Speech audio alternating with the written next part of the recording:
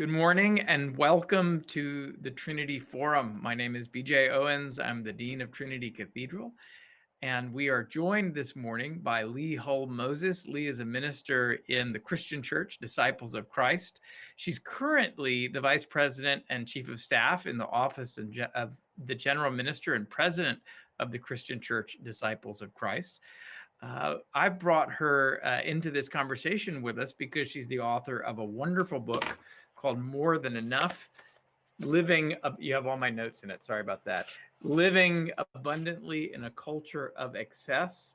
It's a fantastic book. It's a thoughtful and funny and honest book about what it means to be people of faith in this culture that we have, and how we live with the stuff that we have, but how we live faithfully and intentionally in the midst of it.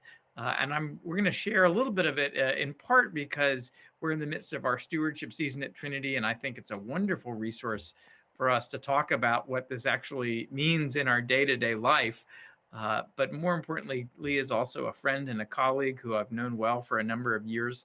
She served as a pastor of the church across the street in Greensboro, North Carolina, where I was. So yes, so much of this is all who you know. And I'm really blessed to have her with us today. So Lee, it's a great pleasure to have you with us this morning. Welcome to Trinity Cleveland. Lee is in Indianapolis right now. Thank you. It's really good to be here. It's so amazing the ways we can be together in these pretty weird days where we can't actually go anywhere. They are weird days, aren't they? Yes, for sure. So one of the things that I'm finding funny is that Lee and I were, because we worked across the street from one another, we interacted in Greensboro when churches were doing interfaith things. We also checked in a lot, and we talked about everything from anti-racism work in Greensboro, North Carolina, to when there were things going on in our neighborhood that we kind of needed to check in with one another about. And I first read Lee's book when it came out a number of years ago. When did it? 2016? Came out in 16. Yep, just about 4 years ago this month, I think. Yeah. And I remember thinking, and Lee, you might have remembered this too. I look forward to the moment 4 years down the road when I'm in Cleveland and you're in Indianapolis, and it's in the middle of the pandemic, and we can have a live video conversation about this. You remember? Yes, thinking it was. well? Yes, I've been looking forward to this moment. Yep, that was in the plan. All of this was planned for sure. And it all came true. Well, now I'm rereading this from my home, in the midst of, we're mostly working from home. I'm actually at the cathedral today, and realize that there's really important lessons that first of all, it rereads very well. Oh, I'm glad to hear that. And Good. looking at it again from in this moment when so much is uncertain, there's really powerful questions about, what does it mean to have enough? Who right now doesn't have enough? And we discover that more than we realized before through what we're going through with the pandemic. So so we'll get into a little bit of that. I want to just start by introducing, there's a wonderful story that you tell about sledding. Okay, it's in North Carolina, so now we can both say, okay, that's nice. But still, not real sledding. It's not real sledding, but the metaphor is still just as important. Would you share, start us off by sharing that the idea of what it means to have a sled in every household? Sure. Yeah. So this story was from downtown Greensboro. Several years before I wrote the book, my kids were pretty little, sort of preschool, early elementary school age, and we had gone downtown to this. Every winter, Greensboro builds an ice skating rink, which is sort of hilarious because it doesn't really get cold enough to ice skate in Greensboro. Maybe we get a couple of good snows a year, but so we'd gone down to this outdoor ice skating rink. My daughter was skating, I think, with some friends, and my son, who was pretty young at that point, we went over to this sort of man-made sledding hill. And to call it a hill is misleading. It was more of a kind of sort of platform that you walked up and then kind of a slide down. I And remember to it well. It was basically a man-made sled hump. Yes, exactly. And yeah, it built in the middle of this downtown plaza, so the whole context was sort of weird. But the way it was more, if you thought of it more of like a slide, that was probably more Right, appropriate than a right, sledding hill. right. So the way it worked is you got a sort of metal sled that you sat on, and then went down this kind of ice chute that was, I don't know, maybe 6 feet long, so it wasn't very long. Um, but what was happening that night when we were there is it was crowded, and so there was kind of a line waiting for to be able to go down the sledding hill. Um, and there, so you picked up a sled, and then you went up to the top of the hill and sledded down. Well, what was happening is this line was forming, and there didn't seem to be enough sleds for everybody who was waiting in line. And people, as people do, were getting really anxious, and there were, it was sort of like a jostling for sleds, and people were like, "Oh, where do you get the sleds? I didn't get one," and people were getting really anxious about how their kid was going to get the sled by the time they got to the top of the stairs to go down. And I was one of those anxious parents Right. looking around trying to figure out where this sled was supposed to come from. And finally, the guy at the top, the who was sort of staffing the sledding slide, says, it shouts down and says, "Pass the sleds up, pass the sleds up." And we realized that you don't actually need a sled until you're at the top of the slide and ready to go down the hill. You don't need a sled if you're just standing on the stairs. So there were plenty of sleds for actually going down the hill. Not everybody in line needed to be holding a sled, and so we would pass them up. And so by the time you got to the top of the stairs, you had a sled, and you went and you were able to go down, and then you brought it around and you passed it back up to the next person in line who went down the sled. And it was the I was this story that was like, it was like a parable playing out Hmm. in front of me, sort of of our tendency to sort of make sure that we have everything we need all the time, and to kind of anxiously look around for where's the next thing. Do I have enough? Is Am I going to get my turn? Am I going to get my share? And this sort of sense that we got to look out for ourselves because we might not have a sled when we get to the top of the hill, when in reality, if we let the system work, if we shared the sleds, if you only used the sled when you really needed it, there were plenty to go around. Right. Well, Yeah. what's so powerful about that is I know that anxiety. I Hmm. know I can put myself in the position of that Yeah. child wanting the sled, and in the moment saying, "I don't know if there's enough sleds for me." And Right. I can put myself in the position of that parent, which is even more powerful because Hmm. you think I'm not sure there's going to be a sled when I get to the top. And Yep.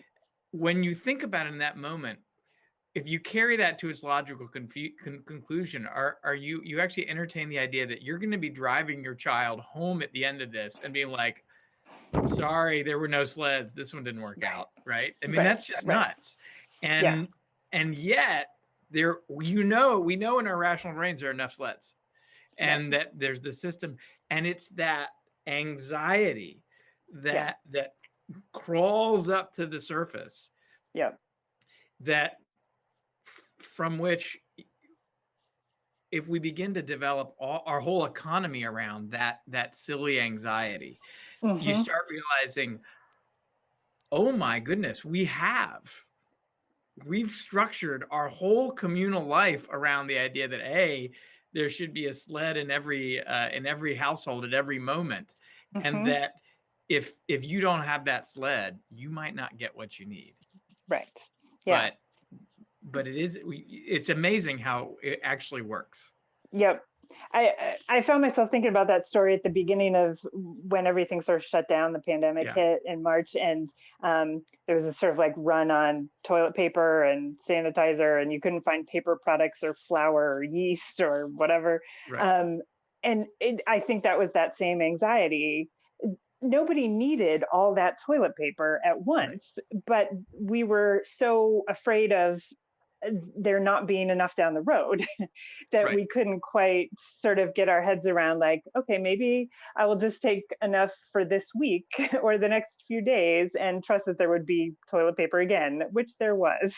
Right. Once we all sort of took a collective breath and figured out that the supply chain was going to catch up and it was going to be okay, like that. But I think that plays out in so many ways, this sort of like collective anxiety. um, and it's a collective anxiety, but it's an individual anxiety, right? It's Right. that I'm not going to have enough for whatever my family needs, for whatever I need, for whatever I, my I think my needs might be down the road, not even what they are right now. Right. Well, and it I remember thinking, the first few weeks of Toilet Paper Gate, I'm like, "Okay, I've read more than enough. I know we're gonna be fine. I know I trust the supply chain." And then, the pressure and time mount, and before long, I was beginning to say, like, "Joe," Yeah. and my wife well, um, should we start coming up with a rationing plan here?" And Yep. and Joe's like, "Relax, relax, Yep. there's gonna be enough." Hmm. But that's a really great example of how when we talk about anxiety, when, what are we really talking about when we're talking about toilet paper? There's some kind of deeper we all knew that there was a deeper anxiety there that, Yeah. yes, are we going to yeah, we're gonna have enough hand sanitizer, but there was the question of, am I gonna lose my job? Hmm. Am I gonna be able to see my parents? Hmm. Who am I gonna lose in my life, Right. as this pandemic thing was starting to unfold? Hmm. And here we are 7 months down the road, and these are still living questions. But Yep. in that moment, when even less was certain, um, we took that anxiety and we doubled down on toilet paper, Right. Because we had to channel it somewhere, right? because There we was had to channel it so somewhere. much with so many things to worry about, and so we worried about toilet paper. Right, right, right. I mean, which is And important. I'm not gonna it that's is. a great example of, like, if you don't have access to it, it really matters. Right, right. And all those other worries that we were channeling into toilet paper were legitimate worries, still are Right, legitimate worries, right? It is not to say that there's nothing to be anxious about. right, It's just that sometimes we put that in a particular place that isn't productive for the community as a whole. right. Well, we know, as pastors, we see this all the time where we will get there'll be a lot of energy around some relatively unimportant change in church life, Mhm. and because we're feeling grief about something far deeper and wider, but something that we don't feel safe talking about, or we don't maybe it hasn't come to our conscious life, Yeah. we sort of zero in on, my goodness, the pastor hasn't cut his hair in a long time or something like that, you name it. Right. Um, but that's actually, I mean, here we are in the midst of this election season Hmm. where that another example of very real and important things that we're talking about where we capture our anxiety gets channeled in this issue of, is there enough to go around? Name your resource. Is there enough to Hmm. go around? Yep. Are there will my ballot get there on time? Will I get my absentee ballot? Well, there. I mean, I think we're channeling anxiety about the election as a whole, as you say, into some particular spots Right. too. So yeah, I think you're right. Absolutely. I realized after we're done today, there's only one early voting area in Cuyahoga County, whereas if I remember correctly, there were a bunch in Greensboro, weren't there? Yeah, I Yeah, it think so. was. Anyway, but fortunately for those of us who are at the cathedral today, and that's me and a few others, it's about 2 blocks from here. So I'm going to walk down and cast my ballot Good. afterwards. And I realized this morning as I was going to drive in today, what am I going to fill that worry space with? Right. Once I've actually done it and voted and Hmm. moved on. Hmm. Well, one of the things that I think is really compelling about what you write is you talk seriously and playfully about our ideal ways of living, where we're Mhm. perfect person, perfect mom, perfect dad, only eats organic, drives to work in a sail powered vehicle, never ever eats frozen pizza, and never has an angry thought in their life, Right. and that works, right? Right. And that's just not our life. We spend a lot of time at Costco. Yes. um, there, I think one of the what is it? Costco. Some, you had a wonderful line about Costco, and I'm forgetting it at the back of I'm forgetting it right now about confession. The Goodness, I'll come back to it. But yeah. about excuse me, manna. There's no manna to be found at Costco. Yeah. Right. Yeah. That that manna Right. is about one day only. But Yeah. what where do our thoughts about living faithfully, what happens when our ideals about living perfectly meet the real world and we have to find what living faithfully means in the midst of that? Hmm. Yeah. And they're just right. And there's so many like the ideal you just described, there's so many different versions of what an ideal life look like Right. too. And I think we're all trying to live up to some ideal that we can't even quite articulate, and we don't know where we got that ideal. Um and and so I think some of us sort of just keep striving for that ideal and keep feeling like we keep falling short. And then and then there's this other kind of thing that happens where we sort of all just kind of throw up our hands and like, well, I can't do anything, or I'm such a it's the hot mess idea. Like I'm such a Right. hot mess. I don't have I never get my laundry done. I never well, and maybe there's like some way in the middle there that is what life actually is. And Right. I think, and I think what I was trying to wrestle with in the book, in some ways, I think was how do you sort of keep whatever your ideals are? How do you keep those in front of you and keep sort of leaning toward them without constantly feeling like you're falling short, Right. and without giving up on them entirely? Right. And so I think that's for me as a Christian, I think that is what it feels like to try to be faithful, I think. Right. Yeah. Well, it gets at how our faith is incarnate and embodied. Yeah, That absolutely. means we've got to do this in the real world, and we have to do it in the world, the life that we have in the world that we're living in. Yeah. Not every. You also talk about, frankly, um, oftentimes the choices that we want to make come out of a position of great privilege, Oh, and that's absolutely. right. That's an important thing to be able to name. Yeah. And the Yeah. second thing is, you know what, living off the grid is really good for some people if you can do it. But where am I going to find rollerblades for my daughter if I live off the Right. grid? It's an important Right. question. Yeah. And I think a lot of people aren't called to that kind of life. Right, And I would argue that Christians aren't called to that, to disengaging entirely from the right, world, right? right, So we, as Christians, we're called to live in the world, and so then we have to find ways to do that faithfully. And you're right. I mean, I think the sort of the choices we make are complicated by the fact that sometimes there is no perfect choice. I mean, sometimes it's clear like this is the right thing to do, but most of the time it's not. and right, and most of the time a choice that is, I like to think about decisions as being life-giving, like what's the right. life-giving choice here. And that has been really helpful to me in sort of making all kinds of decisions. But it's not always clear who it's life-giving for. Hmm. Sometimes something that's life-giving for me might actually be harmful to somebody else.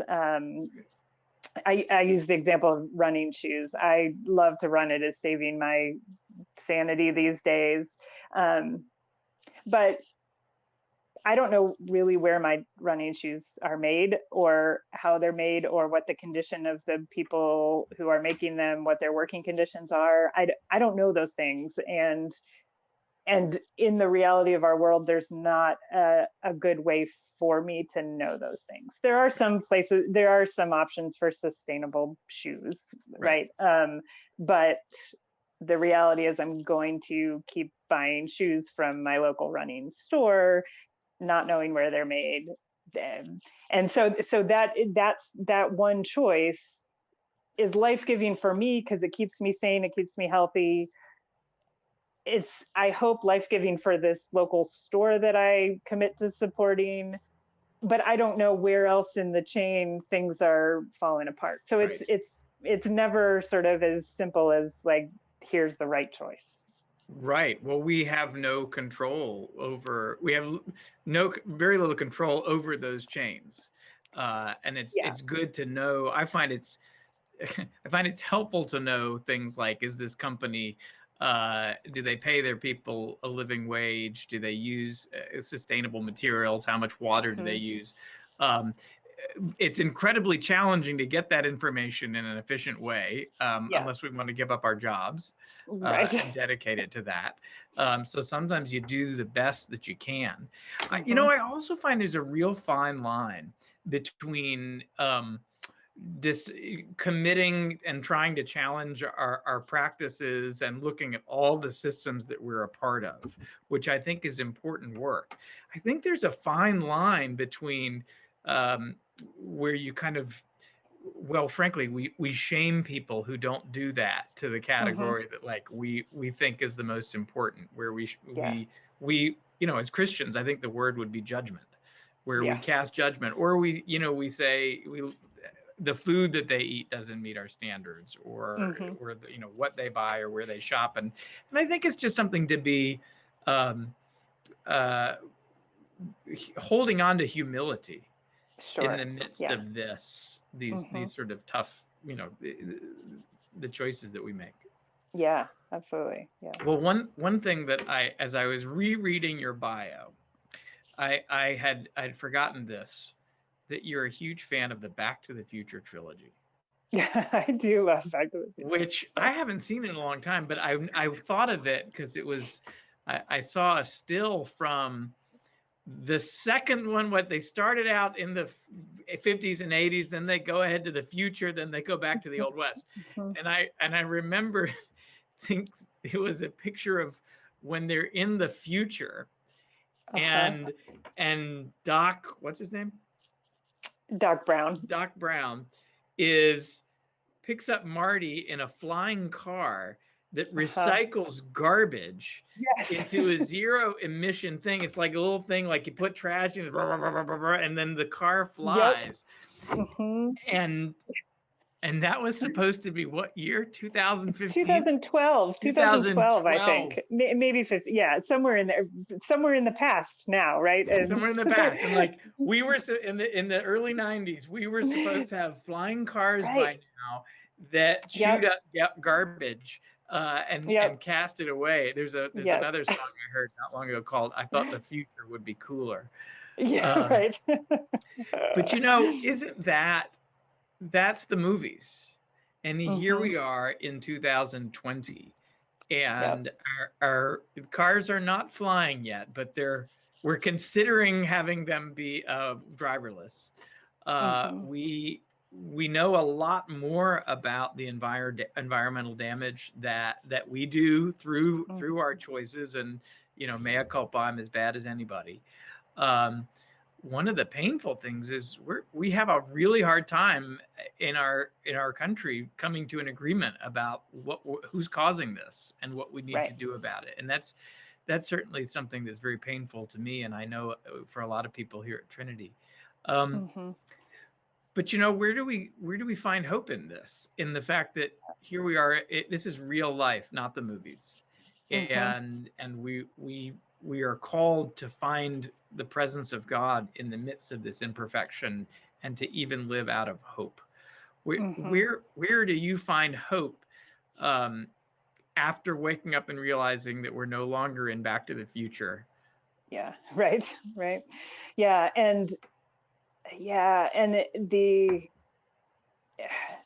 I was hearing something the other day about how much more plastic we've been using since the shutdown happened, because, and Oh, I've noticed this in my own life, that carry out containers, and I'm doing, yeah, the stack is pickup. this high. It's, I mean, right. And so that, when the four of us order food, we generate a whole trash bag of trash.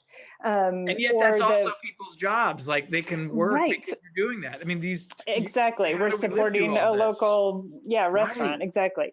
Or groceries. I used to take my bags into the store, and now I'm not going into the store as much. And so they're bringing them out to the car in these paper bags, and we've now got mountains of bags. And Right. um, yeah, so it is easy to sort of look at the look at the world, and we're like, oh, there's, where is the hope, right? As you say. Um, and I guess there are two things that I point to. One is, well, they're the same thing, but two things about it. The Christian story for me offers hope in that it offers a different way of living than the way that we are inclined to do. Um, and the more I think about that, the more I think it is the difference between putting self first and putting community first. Mhm. I have this very specific memory of the first week in March, when it was clear the pandemic was going to be a thing, and Right. a woman in my office who works in our international ministries said, it's going to be bad here because Americans are not used to thinking about the community. We are used to thinking about ourselves first, Mhm. Mhm. and that it, that we are not used to thinking about sort of putting the community needs in front of our own. Um, and in so many places, that's exactly what's happened. She was so right about that.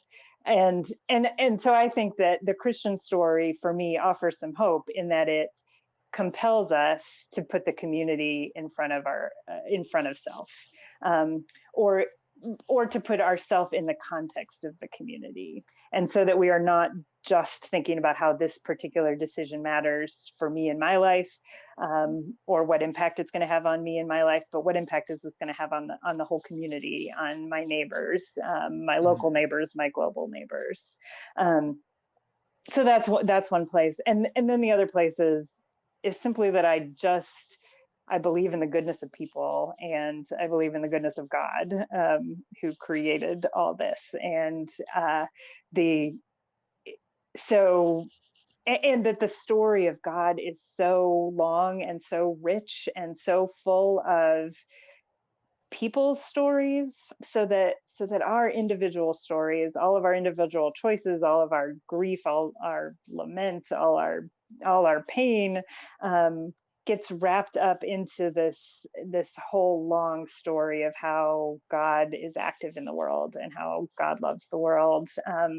And and so I find some hope in that God is continuing to work in us, and to bring goodness and love to the world, because that's what God does. That's who God is.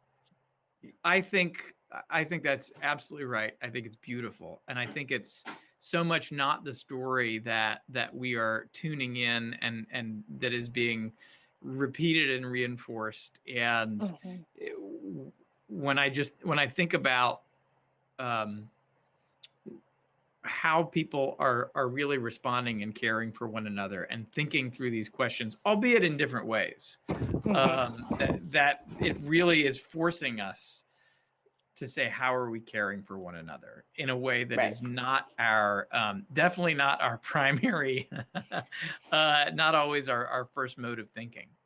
Hmm. Well, how does this a deeper relationship with enough help us to stay more connected to the people in our neighborhood, the people in our city, the people in our wider community? Hmm.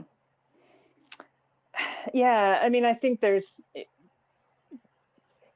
some clear ways that we can do that, which most I'm sure most people listening to this are good church folks and do these things already, right? Like food pantries and Right. caring for needs and staying connected with neighbors.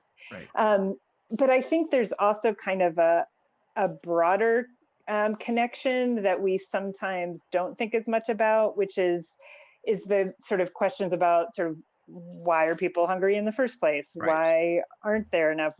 Why, when the schools shut down in March, was the biggest problem that kids didn't have any place to eat? Why are we depending on schools for food for kids, right? So Right. these sort of bigger question things, I think we're also called to wrestle with and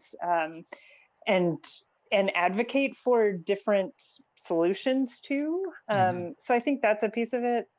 The other thing I've been thinking a lot about lately, I've been listening to sort of news about kind of predictions about economic recovery and what that's going to look like and what it's looking like in some ways. And they're talking about a K-shaped recovery. I don't know if you've heard this, but Hmm. usually like an economic dip, things go down and then they come back up. Hmm. But what they're talking about right now is a K-shaped recovery in which essentially the rich get richer and the poor get poorer, right? Which I think it actually has been. I think I've seen that happen even already in the last few months. And my family, we have two full-time jobs. We are both still working. We have flexibility. We're able to take care of our kids. Um, so we are our income hasn't changed, but we also haven't spent nearly as much in the last 6 months. We were not spending nearly as much on gas. We didn't take the trips we probably would have taken. Hmm. Um, so we are economically, financially coming out of this in better shape than we were. We just refinanced our mortgage. Hmm. Um, but there are people in our community who have lost jobs, who don't have food to feed their kids if they're not at school, who for whom this is going to drive them deeper into poverty. um, and and that gets back to the questions of privilege that you mentioned earlier. There's and so I just think it's sort of keeping those realities in front of us as we're thinking about our decisions, um, and about the communities we want to live in and how we advocate for policies that keep those realities in mind. So I think there are big sort of systemic structural things that we've got to keep an eye on, as well as sort of the hands-on feeding of our neighbors that good church people are already really good at. Right. Well, it seems like if I could go back to that anxiety that we feel as we're Yeah, waiting on sleds, right. that is almost the means by which we let ourselves be taken advantage of in the Yep. sense of in that environment, those who are with that anxiety, if our drive is to fill our houses with stuff and to have as much as we can, that's a loaded game, and that Mm-hmm. those who are without will always find themselves on the losing end of that, Yeah. and that what this sort of tells us is so what pre-pandemic those who struggled that there were a lot of systemic barriers to breaking out of extreme poverty, Mm-hmm. and we're looking, if we have eyes to see, we can see that uh, class and race have a lot to do with that, as well as how we've ordered our cities, how we've ordered our common life Mm-hmm. around Yep. this, well, frankly, culture of excess, which is Mm-hmm. straight from your title.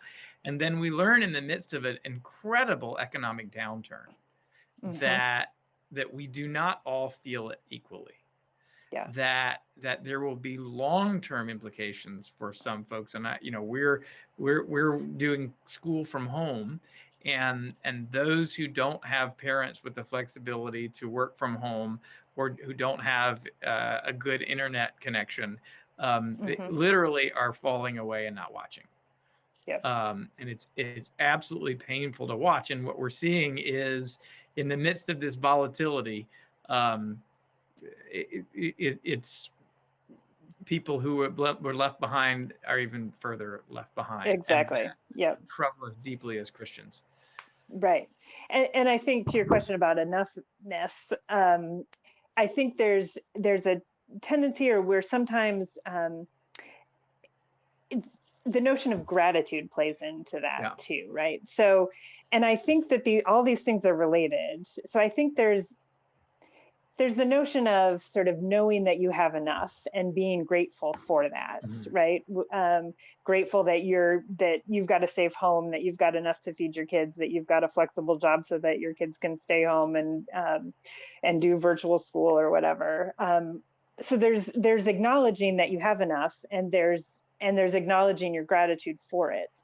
But I think sometimes we stop there, and Right. I don't think that, and I think that our faith calls us to go beyond that.